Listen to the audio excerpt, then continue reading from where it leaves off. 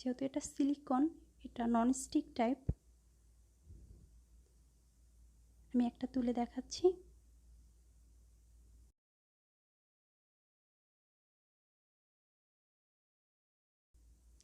আমি আরও একটা তুলে দেখাচ্ছি।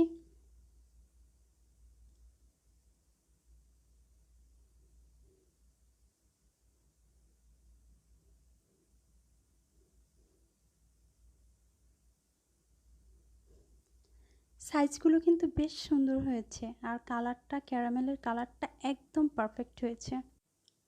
আমার কাছে স্টিম করার চেয়ে এভাবে ওভেন বেক পুডিংটা অনেক বেশি টেস্টি মনে হয় না, এটা অ্যাকচুয়ালি অনেক বেশি টেস্টি। আমি আশা করছি আমার আজকের এই রেসিপিটি আপনাদের কাছে ভালো লেগেছে। যদি আমার রেসিপি ভালো লেগে থাকে আমার রেসিপিটি লাইক করবেন, শেয়ার করবেন এবং আমার পরবর্তী ভিডিওগুলো দেখার জন্য আমার চ্যানেলটি সাবস্ক্রাইব করবেন।